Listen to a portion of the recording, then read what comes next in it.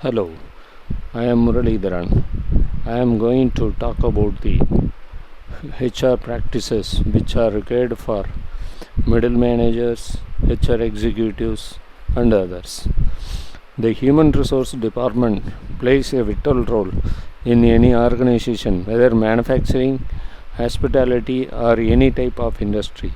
This department called in the name of personnel on those days, and there is an inevitable reason to call us human resource department. There are so many functions are handled by human resource department, and exclusively recruitment, training and development, employee engagement, compensation and benefits, industry relations, employee relations, facility management. The appointments, the, the HR core function is to appoint a person.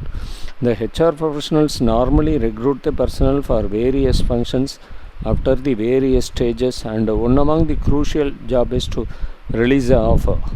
Normally HR professionals are running out of time to close the vacancies within the stipulated time to close the entire cycle.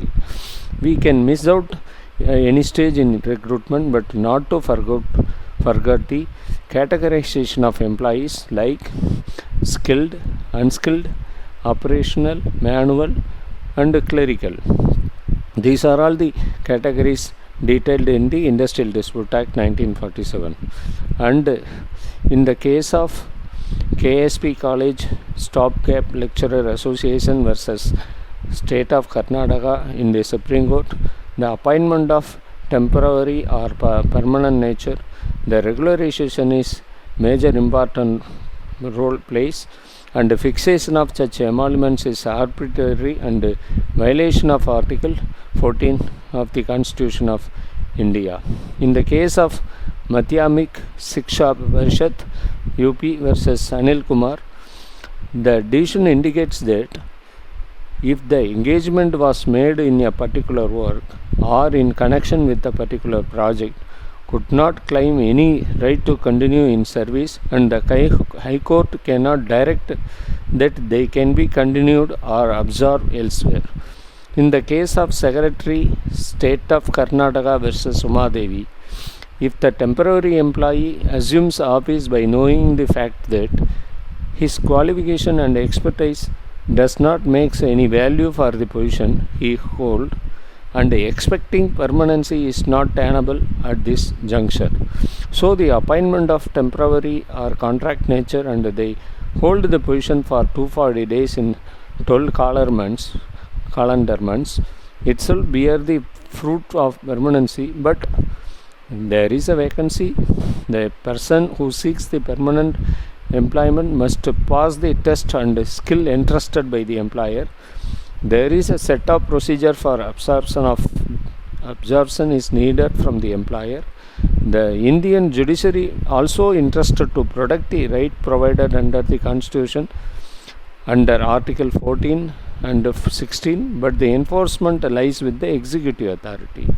If we come to fixed time of employment, fixed time employment is the contract in which a company or enterprise hires an employee for a specific period of time. Under the fixed time employment contract, the payout or the payment fixed in advance and is not altered till the term expires. However, such contracts cannot be given for routine jobs. It is usually given out of for the job which are temporary. It cannot be used to replace the existing employees if he or she is on long leave. The contract is duly signed by both the parties and is for specific period of time.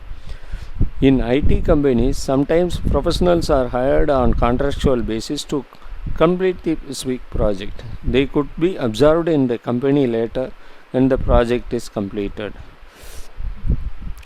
In the case of Mahindra Cooperative Sugar Mills Limited versus Ramesh Chandra Gowda in Supreme Court, in that case, the sugar factory used to employ certain number of workmen during the crushing season only, and at the end of the crushing season, their employment used to cheese. The Supreme Court held that despite the fact that the workmen had worked for more than 240 days in a year, the cessation of their employment at the end of the crushing season would not amount to retrenchment in view of the provision subclass BB of Section 2O of the Act. A similar issue came before the Supreme Court in Haryana State of Agriculture Marketing Board versus Subhash Chand in Supreme Court. In the said case, the workman was appointed thrice on contract basis as a arrival record clerk. When we come to on contract workers, the Supreme Court of India in the case Standard Beckham Refinery Company versus their workmen observed that the contract labor should not be employed where the work is perennial and must go on from the day to day. The work is incidental to and necessary for the work of the factory. The work is sufficiency. Employ consider number of whole-time workmen. The work being done is most concerns through the regular workmen. These are all the some of the things. And when a contract agreement with the contractor comes to an end, thereafter wages are paid by the employer to the contract labor, and such workers were performing duties like permanent workmen. Regularization of contract labor is justified under the case law of Food Corporation of India versus General Secretary Food Corporation of Employees Association versus others.